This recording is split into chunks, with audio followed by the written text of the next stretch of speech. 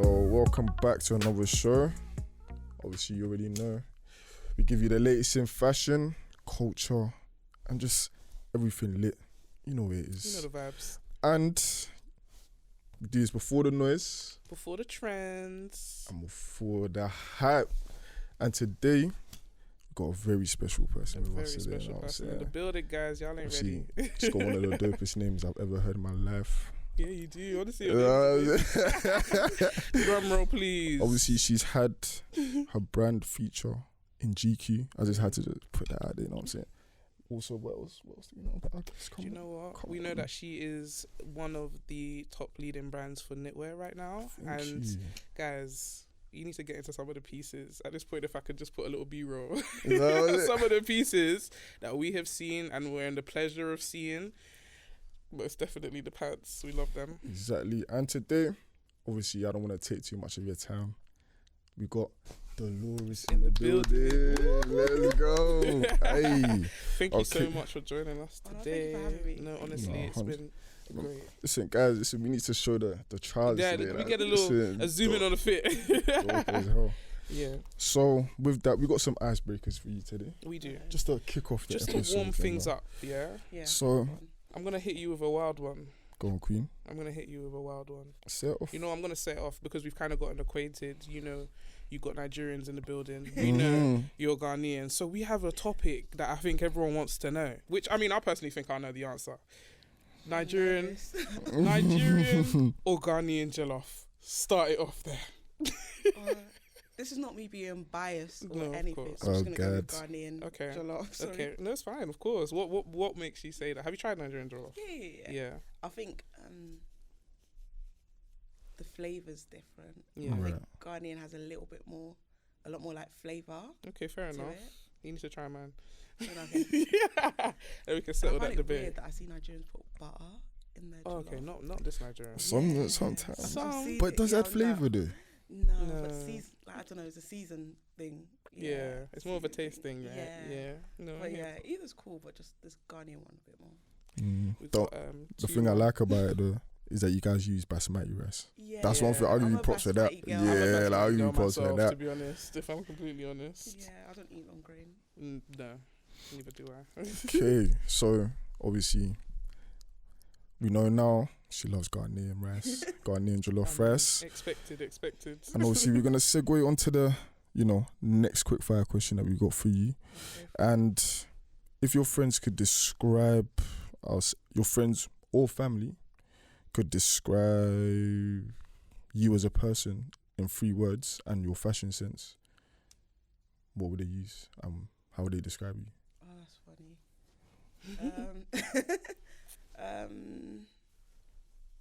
Or what would the 3 words be? Like, what would they be like to describe you as a person? Determined. I hate it, but they'll be like, I'm a bit fiery. Ooh, but that's ain't nobody complaining about a bit of fire. I'm a bit fiery and quirky. Ooh, okay. I want to understand the use of the word quirky. Why do you think they'd use that for yourself? Because I think they just think Dee's just different. Like the way I think or the way I might see stuff, they're like, is weird, but it works. It works. Okay, fair enough. My mom's always like, oh, you do weird things, but I'm nervous, but when I see it, I'm like, I like it. Okay, fair enough. I like that. I was like, oh, you like weird things? I'm like, but it works. This is why we're here now. Do you know what I mean? That's why we're here now. No, I feel like you need to have a bit of that fieriness to you and determination to get you to become successful in any way. Do you get what I'm saying? I agree with that, but at the same time, I feel like not everyone can handle fiery. Of course. So it can be a hit or miss, if that makes sense. Yeah, of course. Yeah. And I think, well, we're going to get into more of this, but I think even when you use the word fiery, when I hear fashion in an African home, you have to have some fire in you. Do you get what I'm trying to say? You have to have some of that in you to kind of really stand for what you love and make sure that you're getting that point across. So you need a bit of that fire, girl. Keep it with you. Yeah, like, obviously I like the point that you made, obviously being in an African household. Yeah, you know what I'm saying? Like, it's not easy. You got to have that fieriness to you. And like, would you say you had to deal with anything like that growing up? So did you have any pushback from your parents when you first started you wanted to go into fashion, you wanted to start your own brand, you wanted to do that as, I don't know, a way to make, like your main thing? I think because I studied fashion, but I think originally when I did tell my parents that I wanted to do fashion, they were not here for it. Because I was going to do law. Because my whole life was like, I'm one of those people, if I want to do something, I'm very like, I'm going to do it. I'm going to do Yeah, it. that's So I me wanted as to do well. law, and then I went to like, in secondary school, I was like interning at a barrister's firm. Wow. So, because I wanted it so bad, because I was like, I'm going to be a barrister. Yeah. And then they're like, randomly out of nowhere, you decide you want, it wasn't random, but it was random. It's random to them. It's Yeah. random to them. I think it's always random to our parents. Like, where did this idea come from? So when I wanted to do fashion, it was a big kind of pushback. Yeah. Because then I ended up like getting kicked out of home. Wow. Oh. Yeah, so I had to live like in a hostel. Oh my God. That's the part they don't tell you. Wow. Before I went into uni, so yeah, I did get a bit of kickback for it. That must have been very hard. How was that year for you? Did it push you more to like stick your ground on what you had decided, knowing that that was a consequence of like what you like kind of elaborating? I didn't think it was going to be a consequence, but obviously when it happened, I did find it quite hard. Because I'm like, I don't know, I really love my family. Of course, it's kind of hard being away from my family for that year, but and intentionally, like you know, like this is not even something you chose now. Yeah, it's it like, was hard. It was really, really hard. But then I think the reason I got through it is I gave my life to Christ that amazing. year. Wow. So I think that really kind of helped me a lot. Of because course. is because of my journey in Christ that I came to do fashion. Nice. So it kind of just like you just got to ride it out. Yeah. And I think personality as well. I'm chilled, but I'm not chilled. Yeah. If that makes sense. I'm very like chilled. Easy going. Yeah, I'll just do if anyone, I'm like, I don't mind. That's like me. I feel like it's the same. But then if it's something that I'm like, this is what I believe, I'll stand my ground. And I don't care because it's what I feel and believe. So so I think that's two sides. Yeah.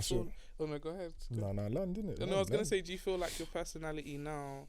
Because I was studying criminology in the hopes to go into law and be a lawyer, and I got to third year and I already decided not hell no, but I realized my personality by the point I had found myself wouldn't have fit that job compared to, and so I was wondering, do you feel like now, even just where you've gotten to who you are now, can you see yourself as going back and being a lawyer and being a barrister, or do you feel like that change was almost necessary to change with how you are as well now and growing into that kind of character?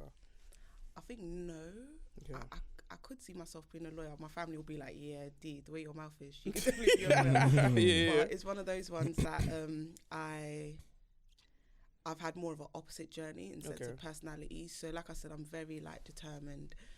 I'm very on it. Yeah. If I want stuff, I'm going for it. I'm very like tunnel vision, make a plan and push for it. But I think before that I had a lot of, can I say identity kind of, because I said like earlier what I said, of being fiery can be two ways. Not everyone's gonna like it. So a lot of it, I had a lot of like pushbacks and stuff with my personality, so it made me a bit more like quiet. Like so when I started my brand, I started off a bit quiet and I was struggling a lot because I realized that I needed to just be myself to get what I want in my brand, but because I wasn't, I was struggling. Because I was trying to be like what people want me to be, kind of like quiet, easygoing. And I'm like that, but not all the time. But I realized I can't be like that, especially for my brand, especially running a business. So I've found more comfort just being myself, and myself can fit into law and that, but I just have more interest in the fashion side. I like that a lot. So what would you say like your earliest memory of having an interest in clothing like would be? Started when you was younger. Like, I think my earliest one is through my mum. My mum is very, very fashionista, very, very like. She's a babe. Yeah. She's a babe. Literally, she's a babe. So she's very like into her designers, into quality. Like I think like that's just that thing in African homes where your parents, if they're going to event, they're gonna sew clothes. They're into fabric and stuff like that. So my early memory is my mum introducing me to fabrics, of like, feel this, or how does this feel. So I look back and I like it now because I realized that it helped me make decisions early in what I like and don't like, and form an opinion for myself from her asking, what do you think of this fabric, how does it feel, So now I've got to think like at a How young does it age. feel? Like, Yeah. How does this feel? What and is like, this you can feeling? do this with this fabric, you can do that with that fabric. So from a young age, my mom's really been like that and introducing me to designers and stuff like that very young. So I kind of had an idea of like fashion in general.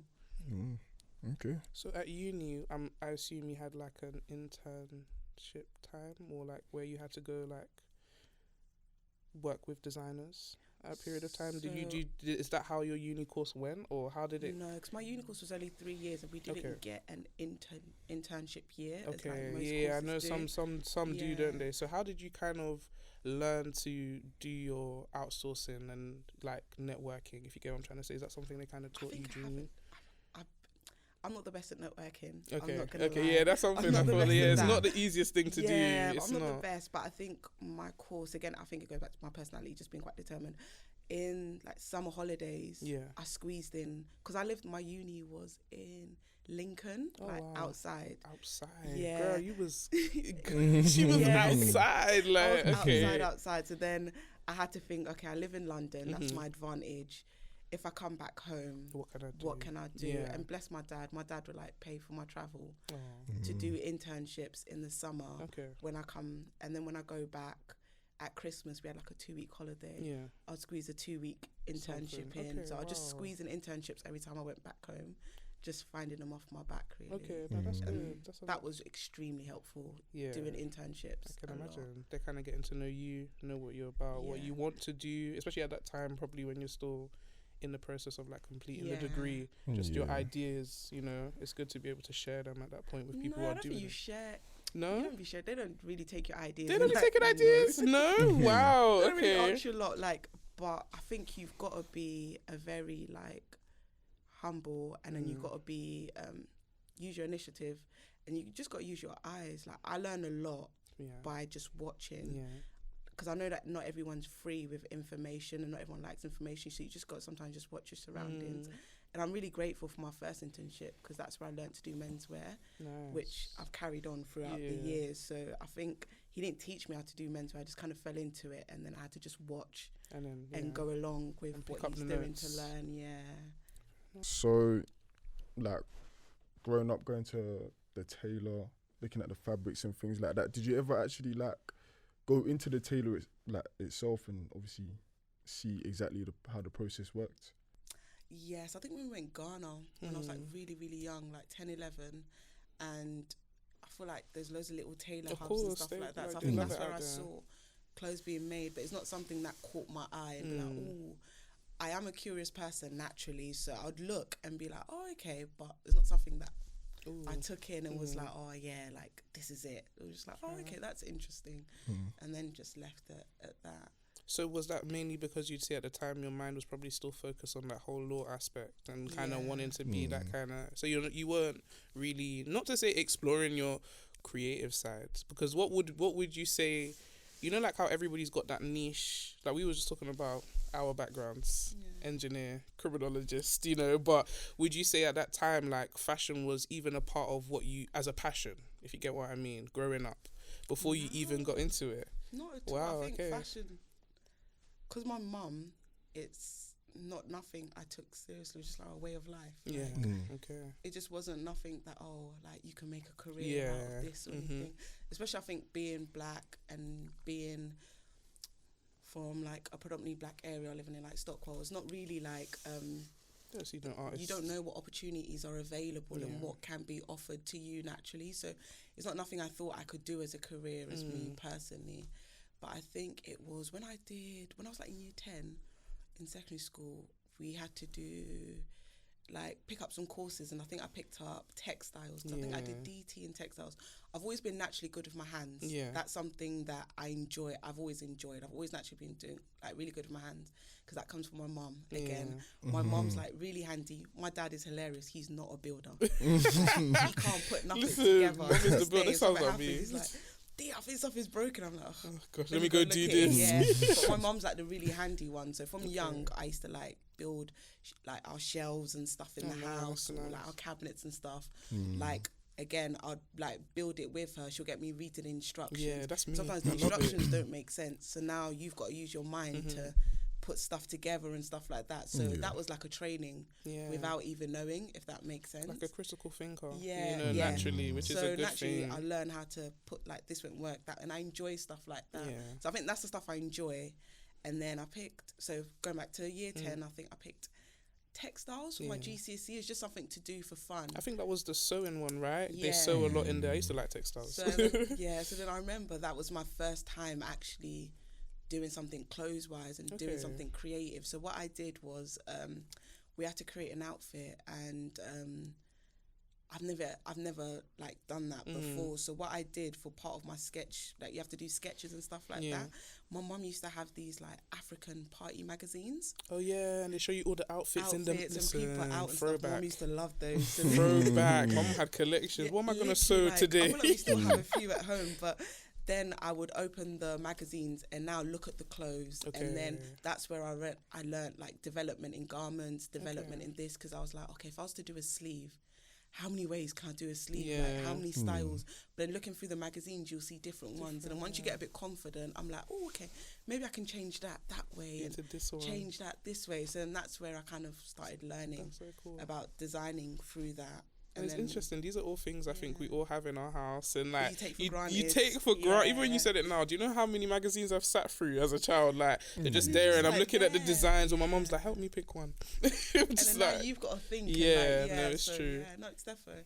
So then from that, I kind of learned to design and take stuff, and then I think it was like in year 11, I had a parents' evening, and my mum came in, and my textiles teacher, she was like, oh, I think like Delores should focus on fashion, like take it up as a kind of career, because I think she'll be really good at it. And my mom like laughed, was like, oh no, we're all right, we're gonna stick to law, but like we're all right. You know when the decision is like not only yours but theirs. It's like we're all right. It's not something that even your parents see as an option. Yeah, no. Because being creative is like a luxury, not in a rude way, like to black people, to actually have a career in that when you're younger. Now it's not. Everybody is a creative now.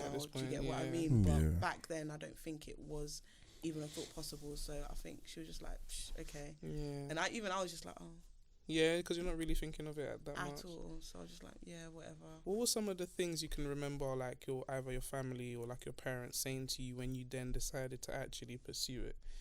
Oh, they thought I was crazy. Yeah, I can imagine. My dad, bless him, he just looked like he was panicking inside, like, oh my gosh.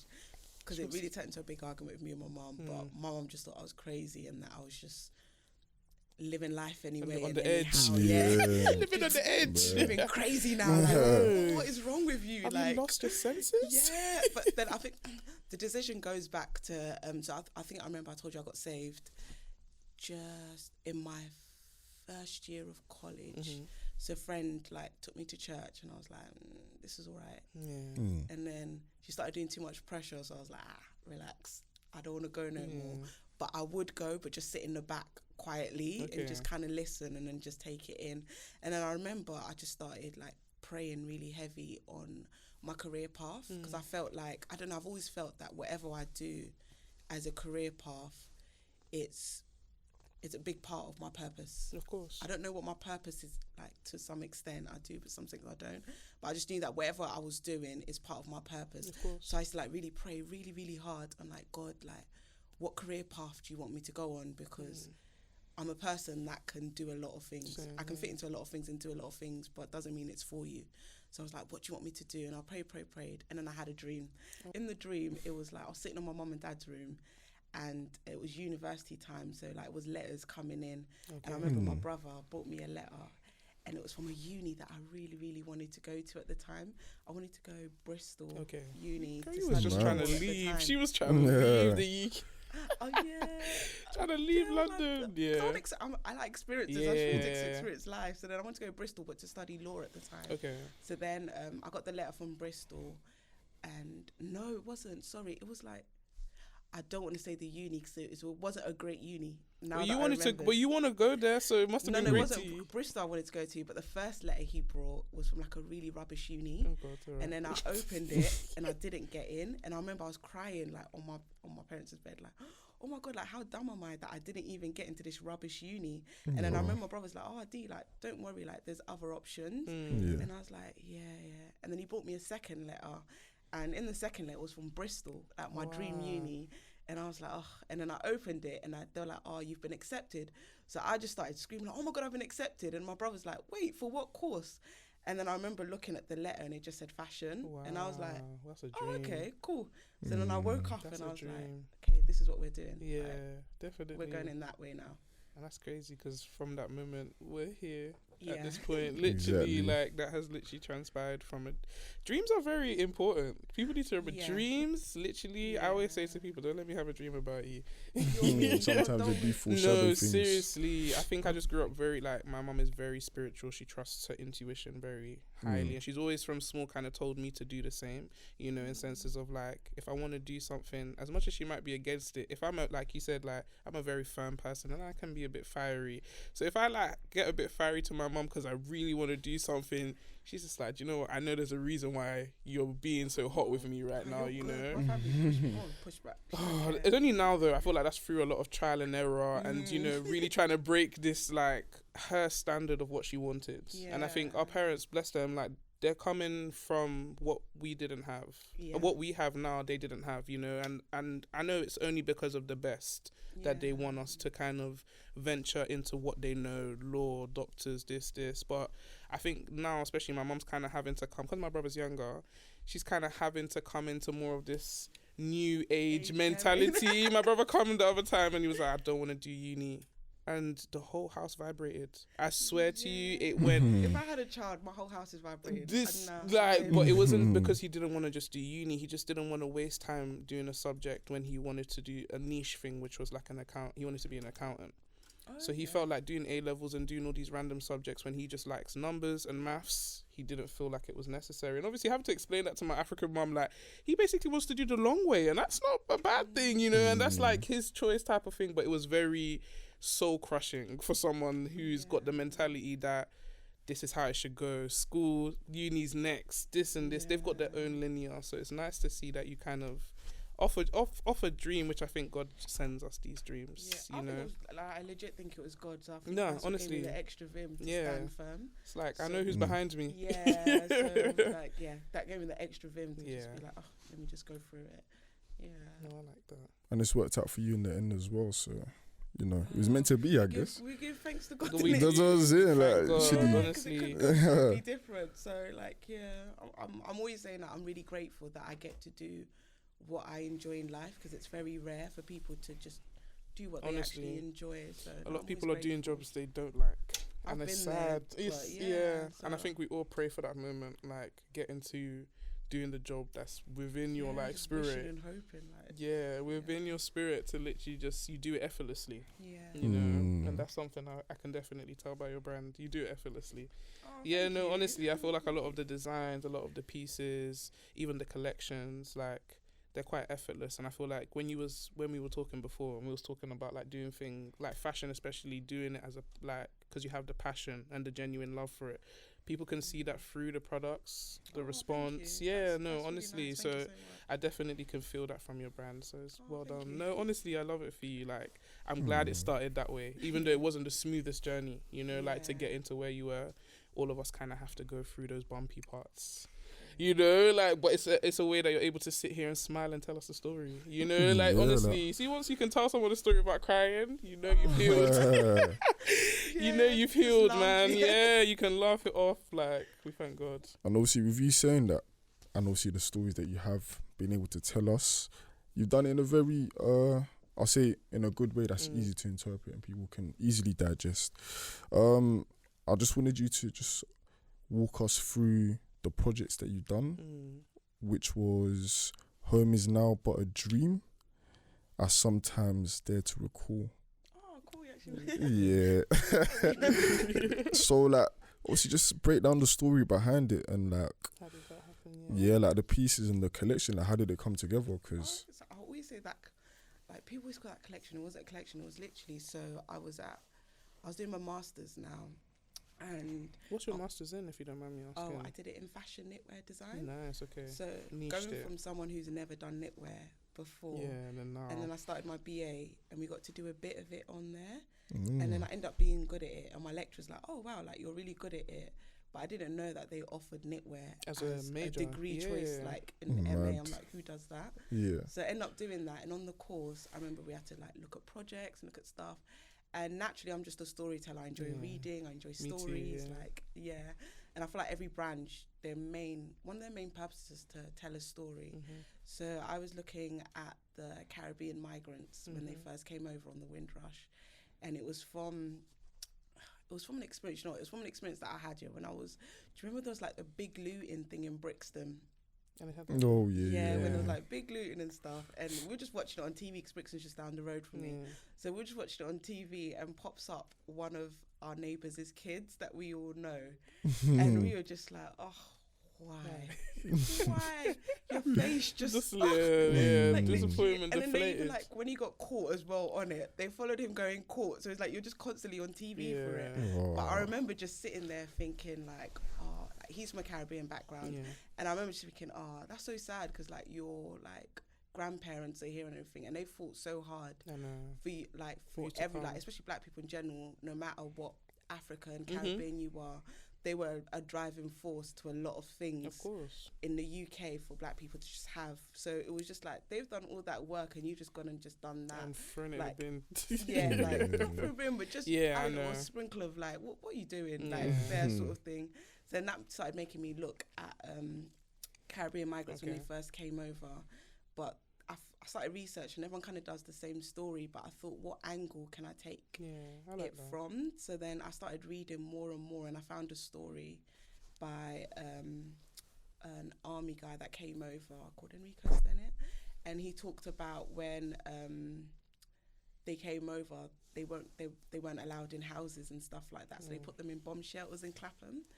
And so they lived in bomb shelters in Clapham, but during that there was a lot of like maggots and worms eating their skin and their clothes, and I was like, like, I was so saddened by that, but I hated though as a designer. I thought, oh, I can get something from this, so I just started thinking of like textures from like maggots and worms, which I hate. So a lot of like the clothes textures were from like maggots and worms. Oh, this not collection. No. I'm just textures of worms and stuff like that, and then just kind of using each piece of their story, each piece of the clothing to tell a story about like their journey here. So the project was like a combination of life back home with like colours, their like silhouettes of clothes, food, flowers, and then another part of it was their struggle here. So kind of like mixing it together and kind of just creating that. And I remember when I was like doing it, I was like, am I doing a fashion collection? And I kept hearing something saying, no, it's for museums. And I was like, museums? How am I going to get that in there? But I just thought, oh, let me just continue listening to the voice and just kind of like do it for museums. And lo and behold, my first like breakthrough in showing the collection was through museums.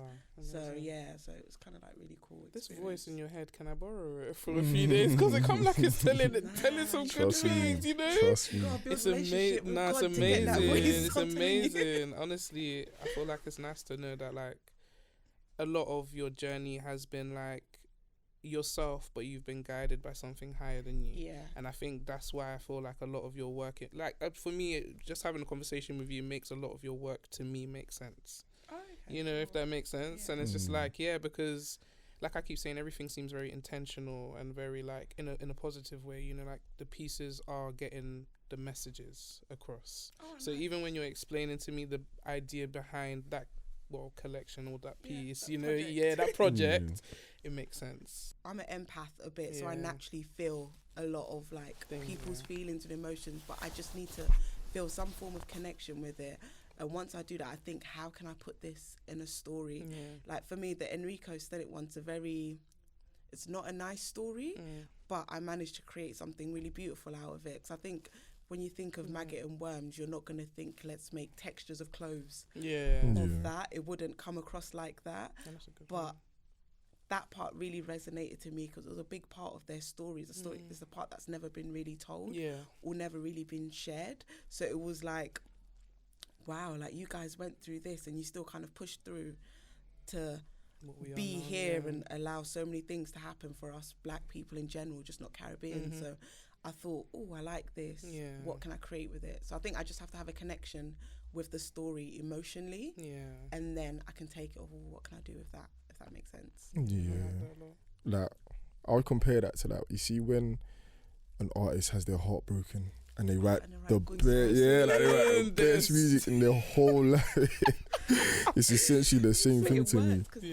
They have an emotional connection with it, if that makes sense. And I think an emotional connection is always genuine as well. I feel like if you can connect with something emotionally, it's like, whew, like you can really in the business of music. In the business of music, it can be hard though, because those same artists that make a banging song when they're heartbroken can't make a banging song about heartbreak if they're not heartbroken. It's because you have to feel it. No, it is. Well, yes, of course, 100%. That's why it's like a lot of artists have to be empaths, like songwriters. So I feel like when you're writing a song, you got to put yourself in that person's shoes and you got to feel it. No, but if you're not a person that is open to feeling, that's where you're going to struggle, if that makes sense.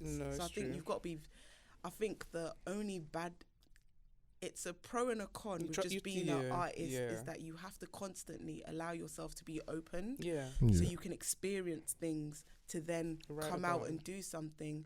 But then the only like con with it sometimes is the experiencing. No, this is, I feel like it takes a toll on you. Yeah, that's the kind of artist I am. So it's very hard if I haven't been through something to write. So then I go through those periods of not writing, and people are like, why are you not making music? And I'm like, life's been good. It's like, you know, I don't. But it gets like that. You know, I haven't really had or it's not that I don't love music, or even it can take a toll, like flip ways on the individual themselves. So sometimes you should see the text with my best friend. I'll just like try to make a song, or I'm just not in that headspace, or I'm not and I'm message and I'm like, Ramsey, I can't rap anymore. I'm not a rapper. And she's like to me, can you stop? You're just not in that zone. You know, she always says to me, I'm just not in that. It'll be the weirdest thing that might trigger you. You might see a camera and be something, then takes a thought, and then I start writing. Else, and then, so I think it's just allowing yourself to be open to feel enough to do what you need to do. So I try, me personally, I hate it, but I'm quite an openy person actually, which doesn't always land in my favour, because then I feel more. But definitely I have to feel more to do what I do. So just kind of creating a balance and learning. Yeah, and definitely putting yourself into it, and really, honestly, it's a lot of true art, and that's what I was saying to you about like a lot of the work that I naturally gravitate to. I find the passion of the artist in their work. I may not even know them or meet them. So like I said before, meeting you now and being able to hear your stories, your work makes a lot more sense to me. And that for me is like how I make music as well. It's like I might have gone through something, then when I finished the song and I listened back to it myself, it made the whole situation I went through made sense. You know, so when I see that in other people's work, that's what I gravitate to, because that's how I work as well. So it's just like, I love that about you. My sister always laughs like, D, you're creative through and through. Yeah, like I was like, I don't know how to take in that. The spirit, you know. The creatives are something, we're something else sometimes. We can be. But no, I think anyone that does anything creative should be really open. Yeah, you have to. Yeah, you have to feel a lot. Open, to a certain degree, but should be open. I would also say that in terms of like designers, I say like you're my favorite type of designer in terms of authenticness as well. It's authentic. You also don't just do it as a cash grab. I'll say you do it more as a means of putting your art out there, and that's the way that I feel like people need to see designing clothes and obviously really putting it. That. Because like it's the best way. That is my main thing. Like my my brand, the root of it is art. My two favorite artists is a Nigerian. I'm not Nigerian, but one of my favorite. You gotta love us, baby. He's called. I really hope I always pronounce it right. He's called Chidi Okoya. Okoya. And my other artist is Mark Rothko. He's not Nigerian, just normal. But then those two are really big influence in my work, because their use of colour and how they use it, and how it's a form of also like a spiritual expression. That's what they call their work. So I really enjoy it, because like I said, I do work with intention, and I do want people to feel a certain way, and my narrative of using it is through colour. So that's really nice that you said that. That's just how I felt, you know. I agree with you. You know, I agree with you. I don't know if you can see like little things. It's like really nice. No, I agree with you. Even with you saying about the bold colours, like that's not something that's usually used in menswear. So that's even I'm something. I'm so nervous with that. No, but you do in a the good UK. Yeah, I but feel you like do a good men job. don't wear colour. They don't, and I feel like when you're even talking about like Mhm. spiritual like expression as well, like when you think about back home, and I say that whether Caribbean, whether African, Just black color is a thing. Like even when you're talking about your mom dressing up, I know there was nothing less of an orange or a gold or a bright, you know, something. And I feel like African men in general, especially like back home, they wear a lot of colour. They do. So I think, to me, I see it as a norm because growing up, obviously, you go to these African hall parties and stuff, and you see the men are really like dressy, really flashy. So it's like, I don't know, I just see it as a norm, and I just wish men would like express tap into colour a little bit more. You don't have to go out looking like a clown, that's different. Yeah. But like little colour here and there, just in your wardrobe, I think you would even see your mood will change. Shift. No, it's true. Really, because even something just as I think I seen something recently on your page. You had a jacket that's literally like a long jacket, and it's multi. That jacket is like I can imagine it on a like a all one color piece. So you see when you're saying to people to break out, it's not like you have to wear a whole pink and it's like just even having a piece that is so vibrant and bright on a plain outfit can make a difference. And I think that's where even in the UK people need to start just getting a couple pieces. Don't like standing out. A lot of guys don't feel comfortable standing out, and that's I get it. I get why, but I think just. Every so you can often. still pick stuff Dummy with the reds. So you gotta be an individual.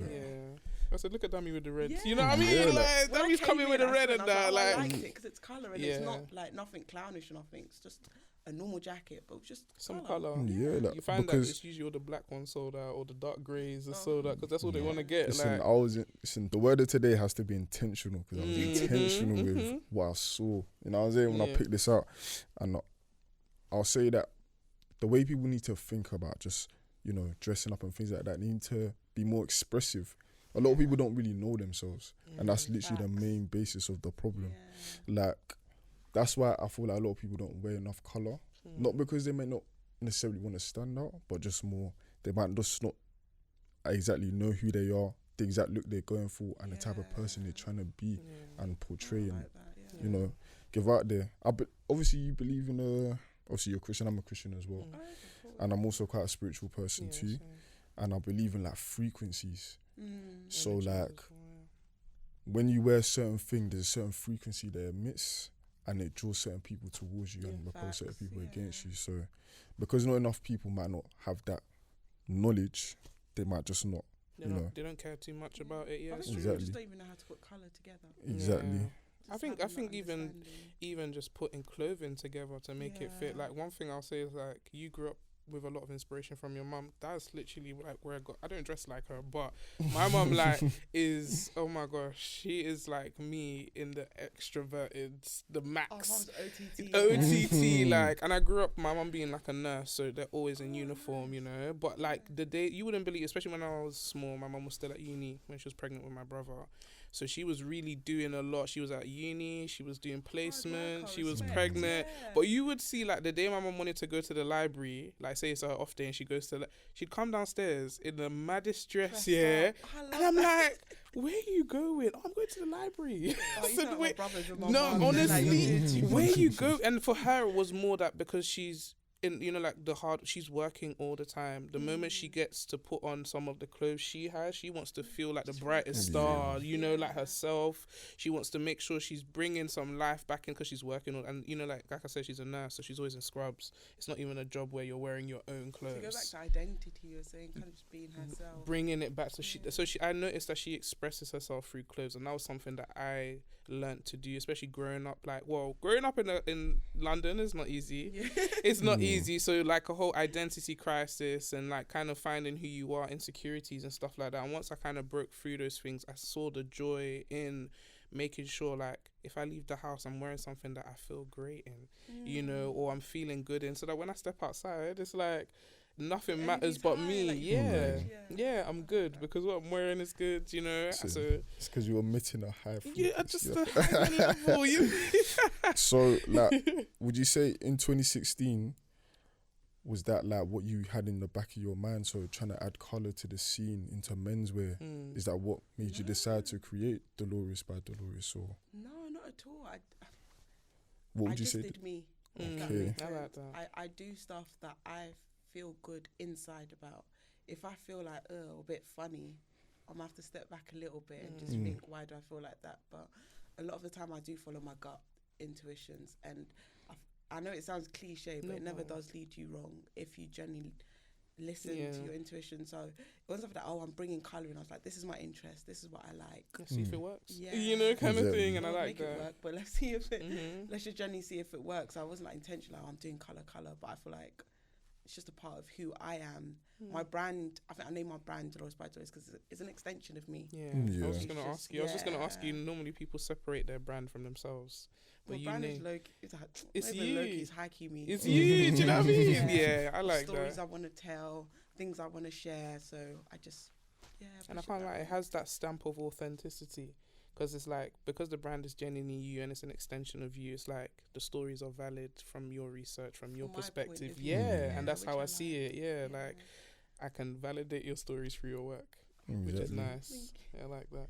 Yeah, like the way that I describe your brand from a person looking from the outside, I'll say it's like each material, each part of your clothing is like a canvas, and it's just you literally painting and expressing yourself. Thank you. Yeah, so because I find it really ironic that I do knitwear, because it goes back to my mum kind of like with the fabric, like teaching me from fabric, and knitwear is you making your own fabric from scratch.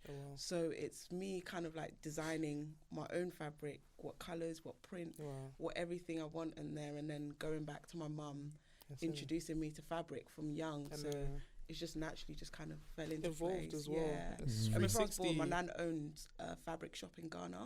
So it's just fabric's always been in my family, but it's just now it's like, and now it's like your key thing. It's like it kind of went round in a circle. You could be showing your mum fabric, and she was showing you fabric. Like now I make fabric. Like so weird. That's crazy. One thing I wanted to ask you, this is such a random question, but my sister's recently started doing crocheting.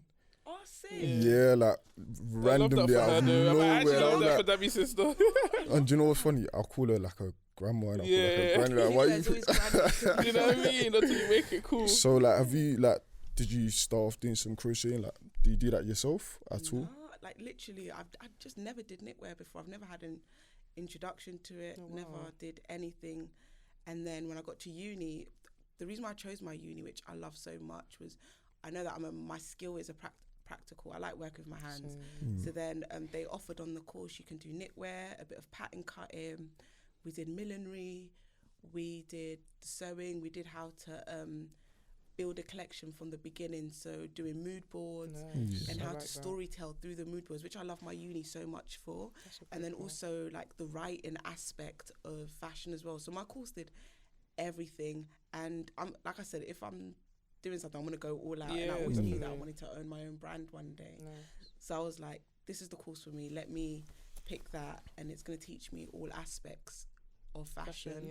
And then just whatever I'm good at, I just naturally fell into. So that seems like a well-rounded course. Shout out to your uni. I want to go now. I'll shout out to your uni. I want to go. So I remember picking it. Wasn't in London, and it was not a school that everyone knows for fashion. But just from what I read off the syllabus and how practical it was, I was like, this is what I'm gonna do. Especially when you want to get hands in. You know, sometimes I think one thing I didn't know, especially not being a fashion student, was the amount of there is writing. I think a lot of people see there's a lot. There's writing in everything. I used to do performing arts, and people just saw me acting, but didn't expect that I had to write theory, you know. And I think when it comes to fashion, as much as you do want the writing aspect, you want to know it has a very good handful of practical, because it is a lot to do with feeling things, textures, fabrics, learning to cut, you know. So I know that is, and I learned to sew not by going to school. So I felt like I learned it the long way round, like pattern cutting. It's always long, don't worry. Pattern cutting is. But I knew that I had to be practical. Depressing. Because after doing internships, I realised that with a brand, an independent brand, you do a lot of the work. So if you don't have a lot of those skills, you're going to have to source them out. But as an independent brand, you have no money. Of course. Because you've put all your resources into doing what you're doing. So then you're going to be stuck now because you don't have anyone or any skills or any knowledge of how to do certain things. So I knew that I had to do all of those things. I needed the knowledge that if one day I do hire someone, if they're doing something a certain way, you can check I can be like, no, I need it done this, So I think the knowledge part is very, very important in fashion, because if not, you're going to waste a lot of money, a lot of time, and you're just going to be stressed and things aren't going to go how you want the them way to. you want. No, definitely. Yeah, and obviously I'll say with you going the traditional route of going to like uni to study fashion, do you feel like even if you didn't, you'd still be working within fashion and being at the place that you are? Because not everyone necessarily goes to a fashion school or uni to necessarily go into fashion. So like, or someone that has gone there, like what would you say like the differences? And I do agree with that. Not everybody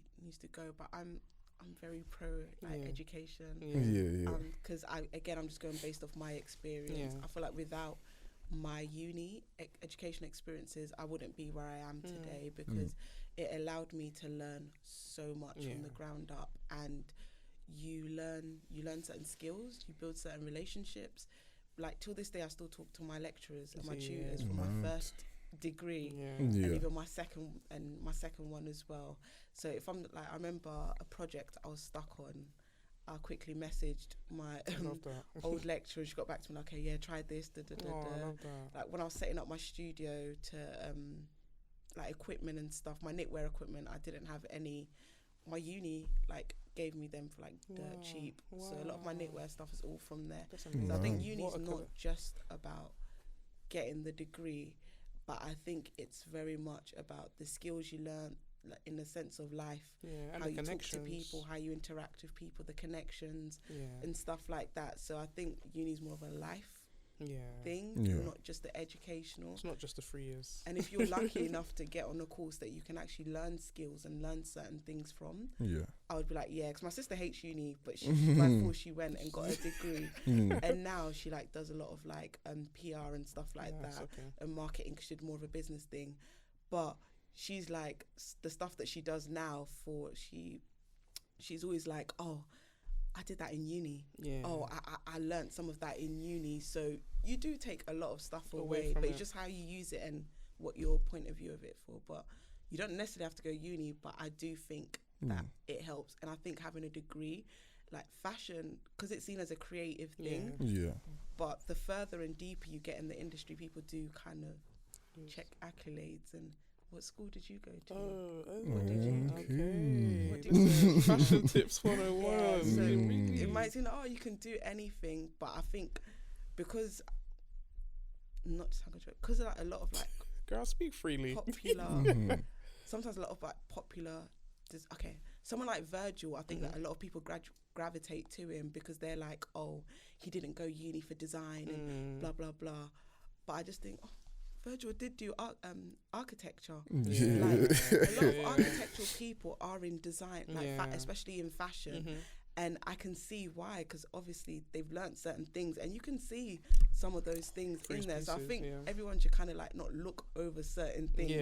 Like there is certain implements in certain unnecessary. And people do judge degrees. I don't care what anyone says in fashion. A lot of people do. Really, wow. People be searching like what uni you went to for fashion. It is a big thing. What uni did you go? That's why I think people look at me crazy when I said I went to Lincoln, because they're like, oh, like, what was you doing down there? Yeah, why didn't you go London Confessional? Why didn't you go St. Martin's? And I was like, snap, they didn't offer what I wanted to do.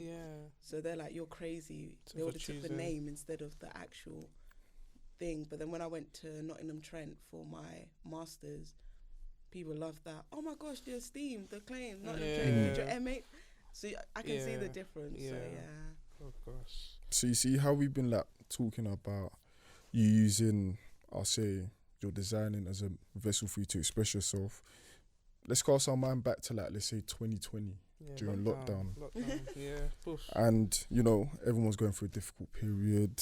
Obviously, just because we've never been through anything like that before. Do you get what I'm saying? And people are just finding things to do and really immersing themselves in their work. And during that period, I think one of your collections, the Ascension collection, came out during that period, right? Or I was working during that period. So, sorry guys, my bad. But yeah, during that period, so just like walk us through like the process really, like how did you manage to create something in such a difficult time? I don't even know, but thank God was holding me down. Holding you down big time. But I felt like it was a weird time, but it was good because after my first project, I kind of didn't do anything creative. I just went into like normal jobs just to kind of get through. But I hadn't started a proper collection or anything till the pandemic. So I lost my job. I was working for a tailor. Yeah. And in the pandemic, I lost my job. Wow. So now I'm just thinking, oh my gosh, what am I going to do? I know. I can imagine. Trust me. But then that's how I started the brand through there. So it was that's how I started my first collection properly through the pandemic. And because I'm a storyteller, I try to enjoy life as much as possible. And anything in life is always a story to me, or like a learning 100%. Aspect. So the reason why it was I thought of the project Ascension a while ago because it was from a personal story where I was really depressed because I wasn't doing anything creative. So after that 2017, I wasn't doing anything creative at all. And that made me really depressed because it's what I enjoy doing and what I just think. So then I wasn't anything, I was really depressed. And then I remember one time, Black people home, you have to go to church on Easter. Yep. That's just standard. So I remember going and I didn't even want to go, but I just felt really crap. And I was just sitting there and my choir started singing. And I'm trying to think, they started singing. And they sounded so good that day. Not that they don't sound good on any other days, but that day they sounded like extra good. Wow, like touched by God vibes. Like it was so good. And I remember started crying, but then through that crying, I felt like a release of just holding on to like so much. And I promise you, like after that service, I started creating again. And that's when I started putting the Ascension collection kind of together on what I wanted it to be like. And I remember thinking, how am I going to do this? And I kept hearing the word ascension in my head. And I was like, ascension. So it even means to like lift up, let me just Google that ASAP because I need to know the meaning of that. And it was kind of like talking about ascending to a new level, going higher. And that's how I felt in that moment, in that experience. So then I was like, okay, ascension. But how can I use it? So I started looking at art. I started looking at other things. And then I just thought of birds, how they kind of ascend from the ground up. And I felt like that's how I felt in that moment. I was really down. And then after that experience, I felt like I just ascended. And then birds, started looking at colours, started looking at their wings. And I just took it from there, just building it block by block. It's a beautiful name for a collection, especially in that time. So again, it just comes from personal story. I just look into it. I actually love that. Now the brand's ascended to a place where you get it. You know what I'm saying? You're featuring in GQ magazine. How did you feel when you first saw that? I think I was shocked because I didn't know what it was for. Like when I was approached for it, it was, I think, because I feel like 2021, we were still like pandemic. Definitely. It's like we had one foot in, one foot out, basically. And I was really struggling because, bear in mind, I'm like a new brand. No one knows. I hadn't been in like the industry at all. So it's like, how am I going to do this collection? So what I was doing, like, I put it like just images up, but then a few people started hitting me up for, can we use it for this or can we borrow it for this? So I knew it was for like an athlete, and if you know me, you know that sports is my thing. Okay, fair enough. I am a sports girl. Through. So, like, if I ever did a PH, it would be like fashion and sports merged. Like, literally, I love sports so much. So when I was heard for Speedy, I was like, oh, okay, yeah, I'm into it. Kind of like know of him a bit, but don't know him too much. And sent it over. They did their shoot. Didn't really hear nothing back. And then I think one day I just logged on Insta and I saw it featured on there. I was like, wait, hold up. Like, wait a minute. Y'all didn't think to call me. Trust me. Sometimes they're not allowed to share certain projects. I was like, oh wow, oh, that's amazing. Like, thank you so much. And ever since that GQ magazine, how did you find the response in terms of like just you constantly kind of bringing out more things after that? I think I'm a person that doesn't celebrate in that moment. Okay. It's kind of like, oh, nice. Okay, I got to keep working. Okay. Because bear in mind, I run the brand on my own, so I kind of do everything on my own. So I don't really have time to just sit and be like, like champagne. Going. And then I think the fashion industry still and was at a really awkward stage coming out of the pandemic, because as a creative, there wasn't any jobs or anything like that.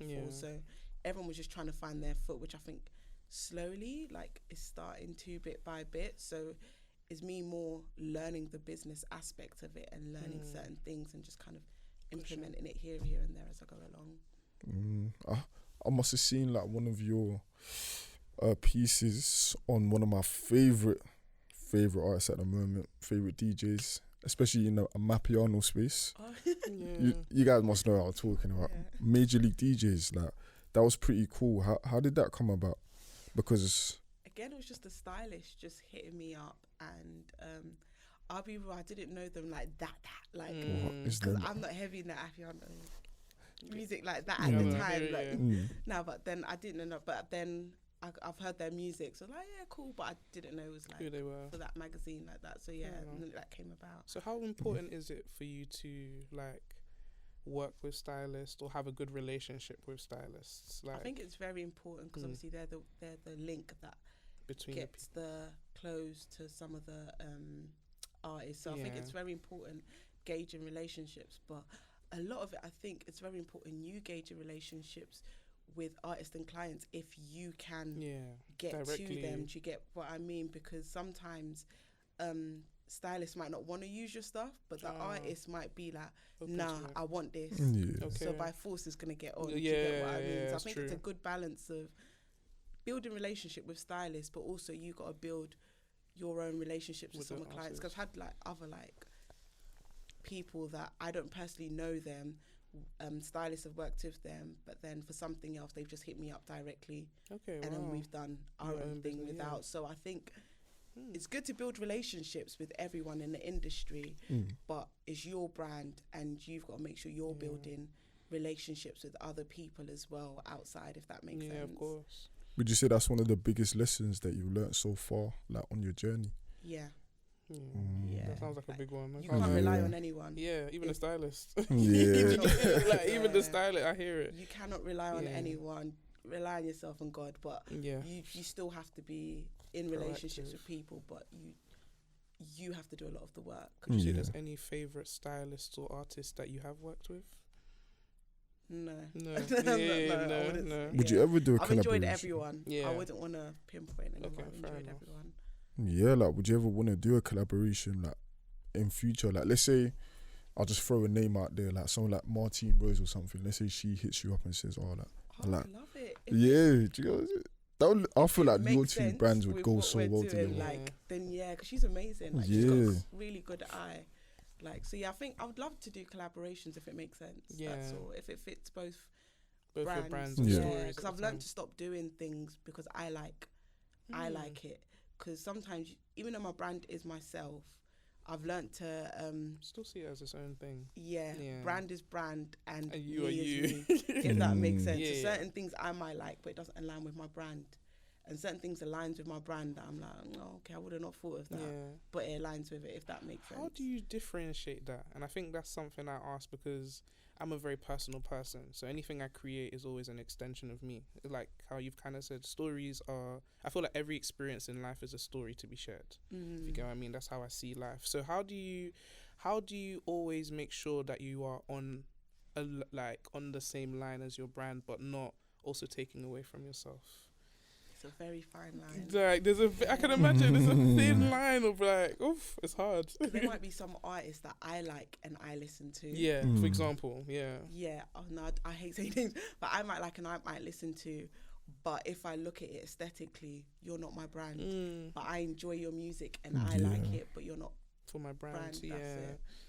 You must have like some big board in your room that says the brand's value. So whenever you get something, just like, does it fit? Do you know what I mean? I wish that's a good idea. Just because my head is very like I keep saying, I'm blended into a lot of things I do, my music and things like that.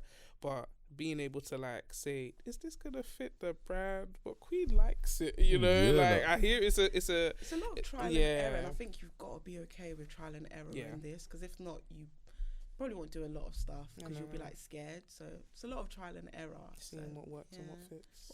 Like, if you don't mind, like, obviously answering. What question is this? The way he even said it.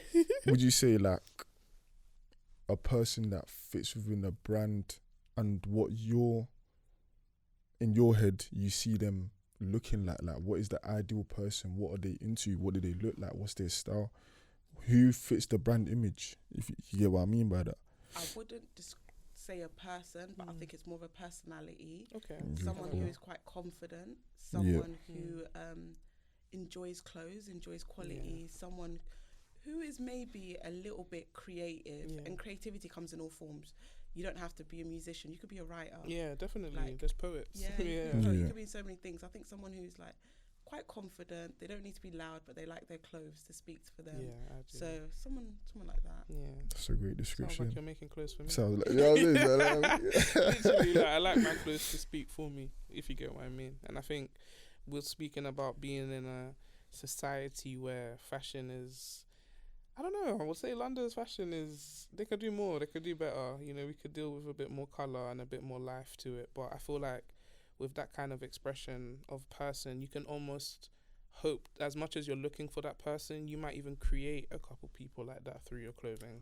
You know, which is nice, because we can't always find people who have those personalities, but some people are trying to be, you know, they're not there yet. So just even having a piece that brings them, like you're saying, putting on something that makes you feel a way, emit an energy, you know, so that is another way of saying it. So that's a big thing of my brand, that when I put colour together, I'm always thinking, every collection I feel, how do I want someone to feel? Yeah.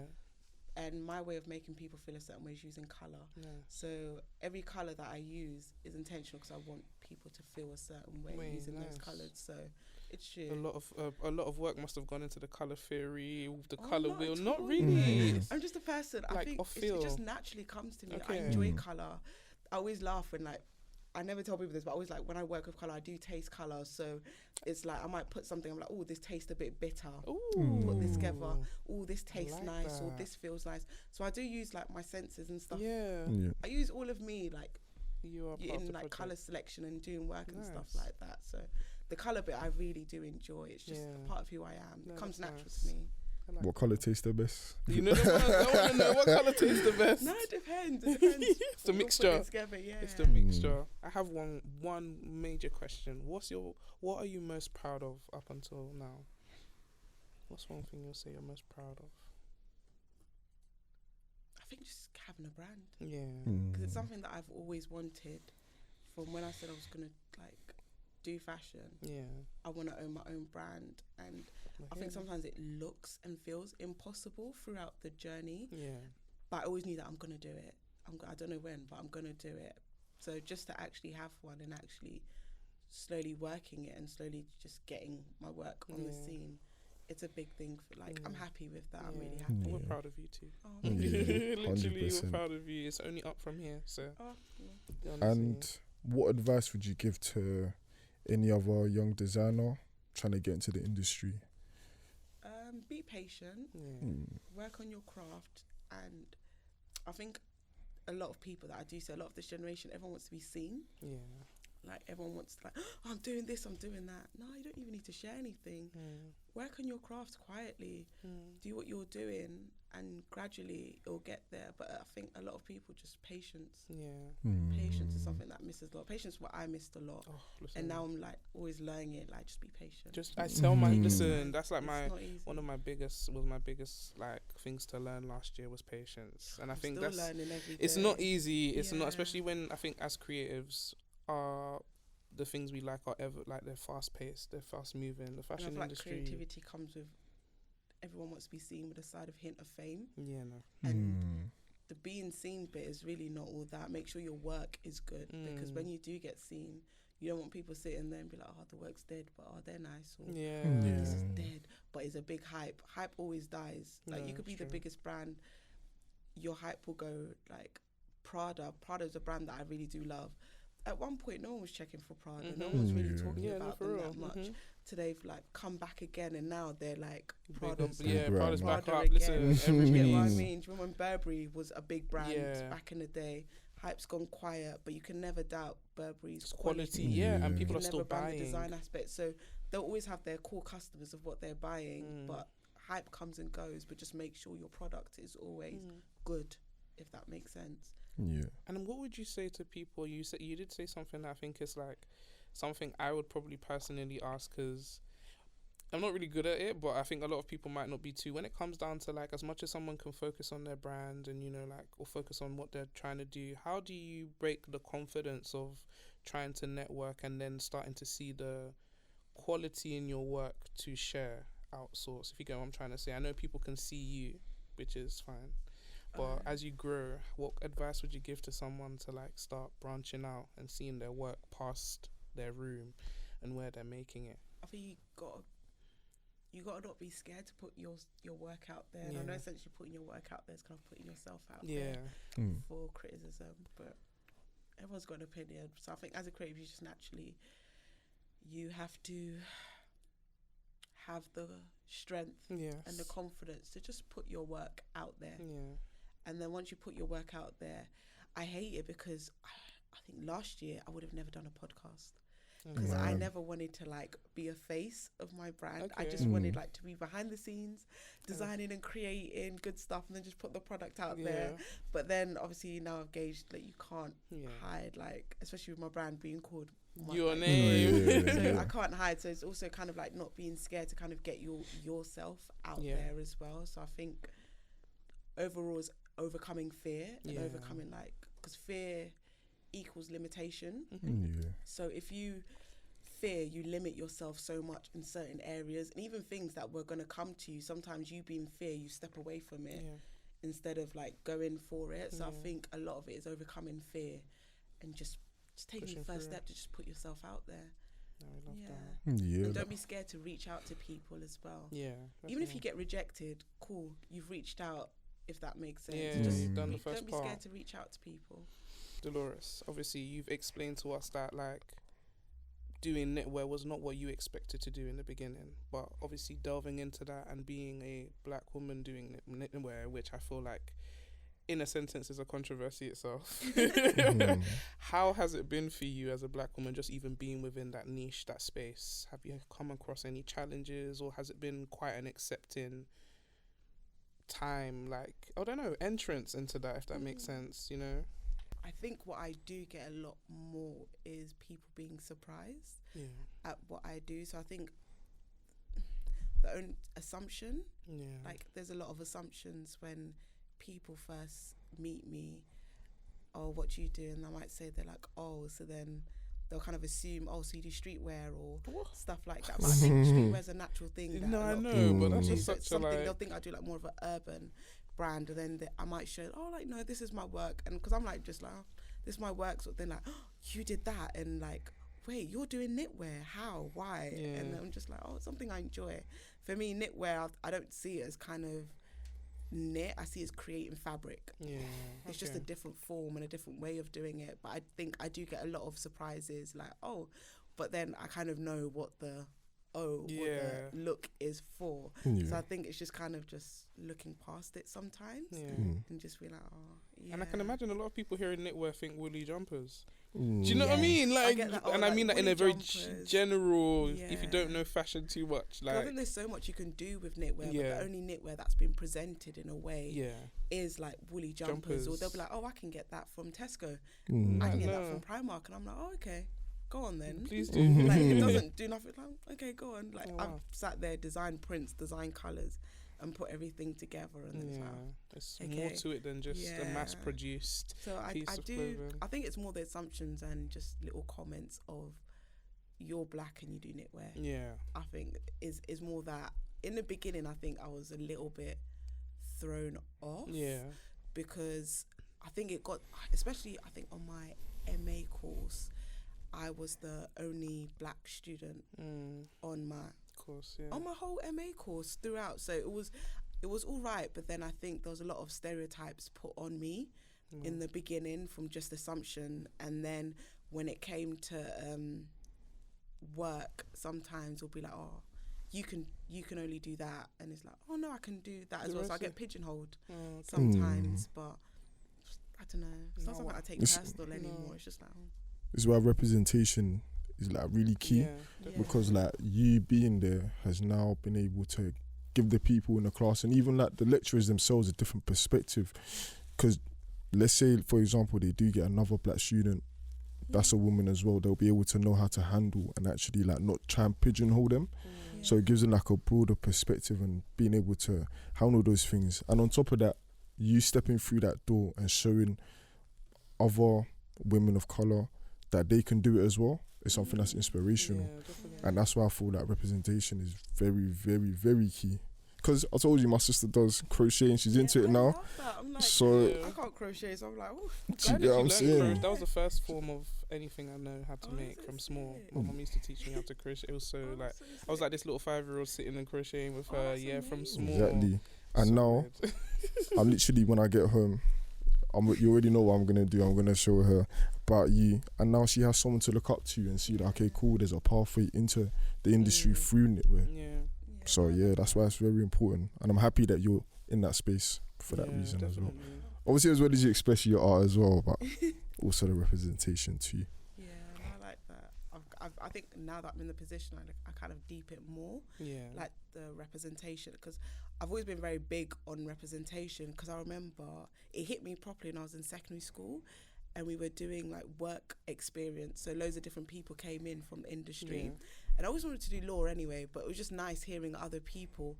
And I remember it was like an entrepreneur came in. It was like a white old man. And everyone was just like, oh, but I was so intrigued by his job. That's the only job that came in that I was like, oh wait, this sounds kind of good. Yeah. And he was talking about his job and I was like, oh, this is amazing. But I did go, like, my school is quite, now I think it's a bit more mixed, but it's quite a predominantly white school at the time. And I remember putting my hand up and asking him a question like, oh, are there any entrepreneurs that look like me? Because I'm like really interested in what you do. And I remember he couldn't think of anyone. And he was like, oh, maybe there's someone in hair or something. But in my head, I was like, I know this guy's not talking about Madam CJ Walker, the British one. And like, it's long time gone away, but that's who he was hinting to. And I don't blame him, because he's like, who else is he gonna think? But I just remember thinking, oh, like, okay, there's no one like me doing that, but I really want to do it because it sounds interesting. And down the line, now I'm an entrepreneur in a way. So I think, representation really does matter. Yeah, for sure, man. Key, man. Would you ever have your own like runway one day? So in terms of like, you have Paris Fashion Week. Sorry, you have London Fashion Week. Would you ever attend one of those and have like a massive collection and just show the whole? I would love that's one of the goals. Yeah, I definitely would love to. I really want to see that. I can't. That's what I'm saying. I would love to too. I would really love I really want to go there. But then again, it's just patience and waiting on the right time for it to drop. So something I would really love to do. But we're getting there. No, so definitely we're getting there. 100%. Nah, we've absolutely. That's a fact. And this is my last question, personally. When you first start a brand, a lot of people, you said stepping out your comfort zone, that's like advice that you'd give to someone, but a lot of people get scared because they feel like you need X amount of money to start, you need this to start.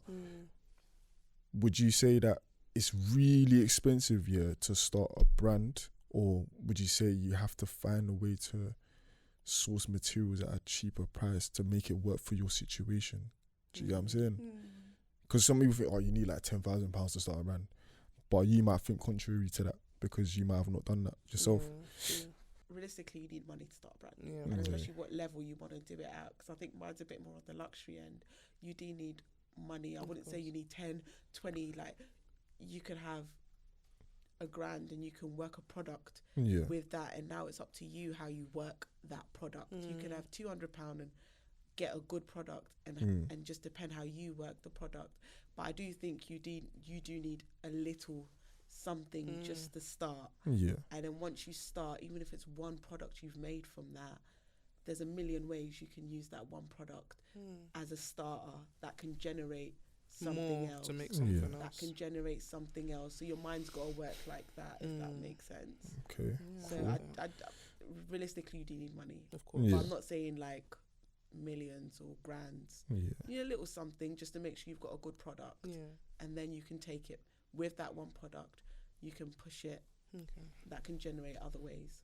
It's true, because I think the reason why I think even with the question is like, say you start off young wanting to be in luxury fashion, like that's your end goal, but then obviously not being able to afford luxury material to showcase it as a luxury product. How do you then make that transition? Or is it genuinely just from the pieces you're making, you're showing the skill set and then generating the income to change that skill set into the materials that match? I agree with that, because I'd be like, I personally,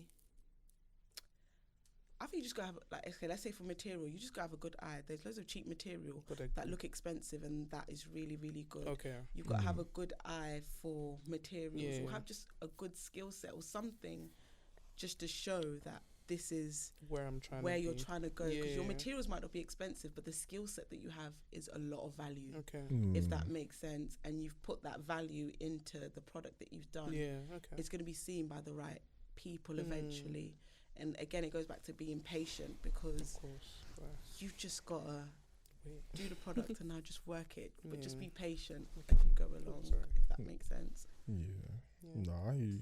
This is great advice. I can't lie. It's great not only advice. for you guys, it's also for myself for us, too. It's for us, guys. One more thing I would say is, like, don't limit what you can do with your brand or with your project, if that makes sense. Because I remember my entrance and gateway into fashion was through museums and through art, if that makes sense. It wasn't a big runway. It was through an exhibition it was at the Black Cultural Archives Museum. I reached out to them. I didn't hear nothing for a good 8 months. Mad. And then something told me, go there. And I was like, I feel stupid, but I can walk it. It's Brixton, so I just walked it. And I went, and then I ended up talking to the security guard. Can you imagine? I know, it was so random. She was like, oh, so what do you do? And I explained to her, my project. And she loved it. And she was like, oh, don't tell anyone. And then she gave me the direct email links to the people to message. But then I did that. I didn't hear nothing for 8 months. Yeah. And then randomly 8 months, I get an email, please come in for an interview and bring some products in. Mad. So just like that. But if I was like, oh, I'm doing fashion, I'd be like, museum, what do I want what it am I for? doing Do you there? get what I mean?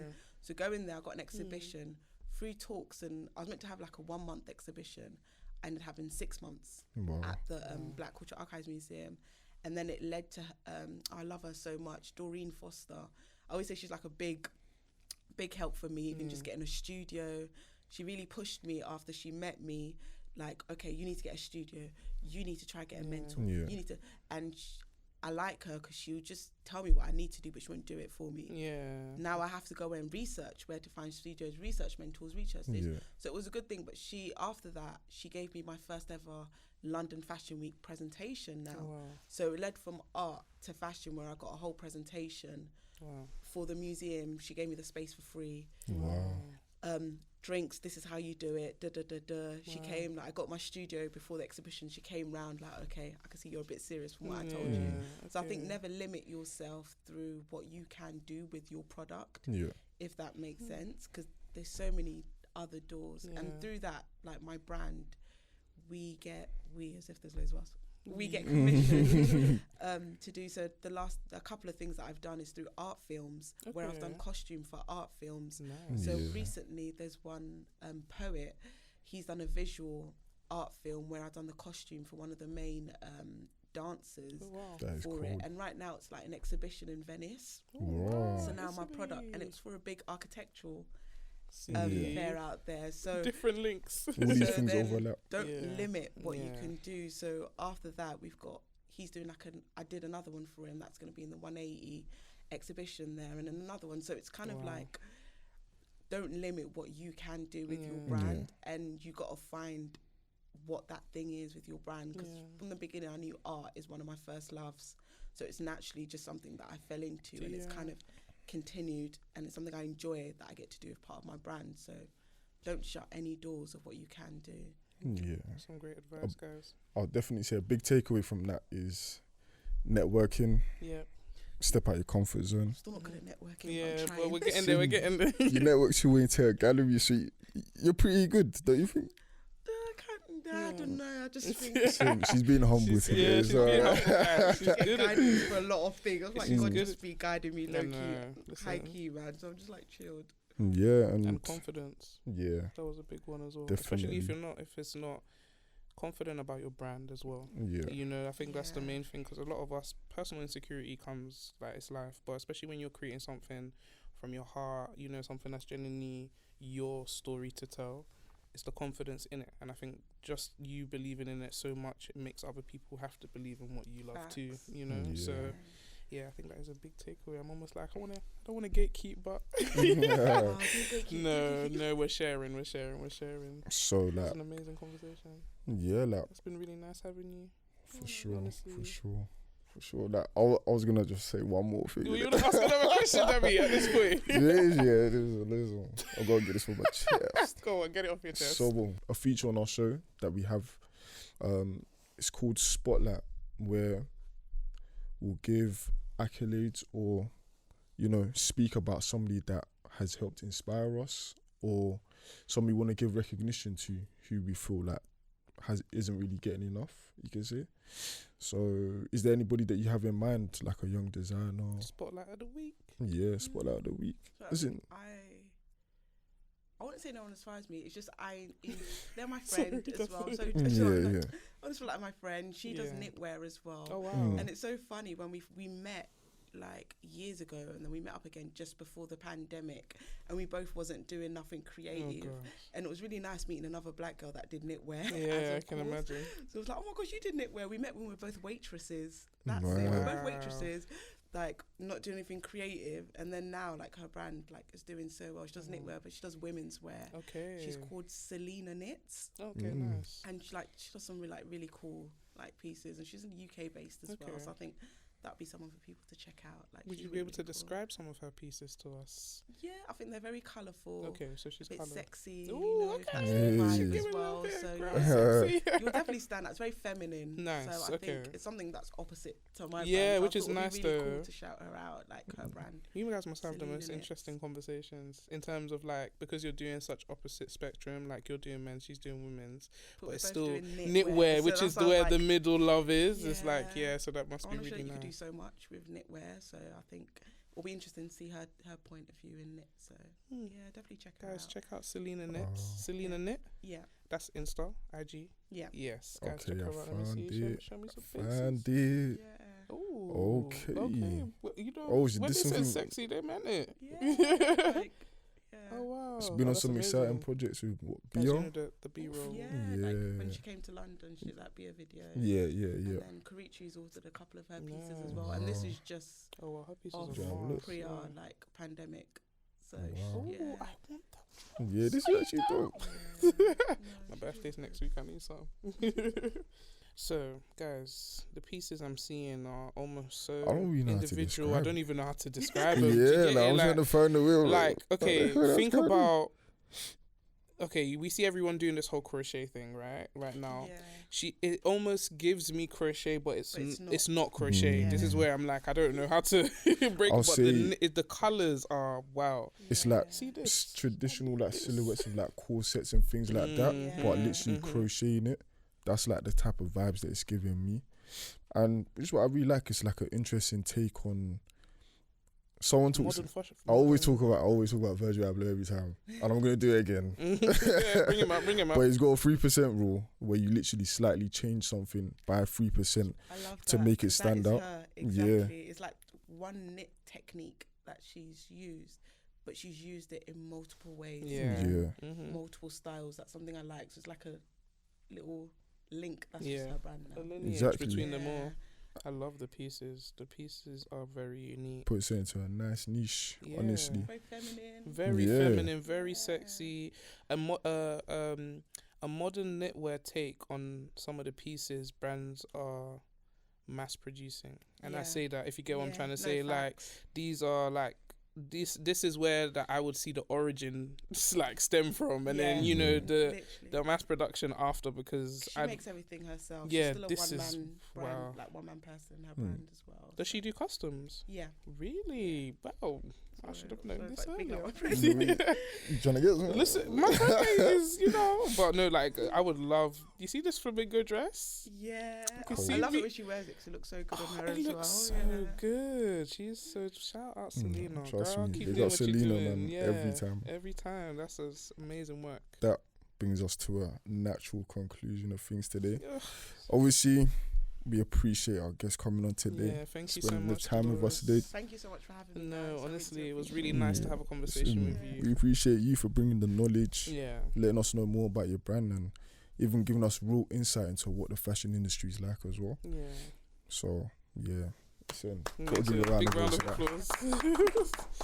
Thank you so much for coming. This has obviously been Before the Hype, guys. As always, we'll be bringing you amazing guests like Delores. Come on. And bringing you fashion, culture, and news. Yes. But yeah, we're going to sign out. Adios. Peace.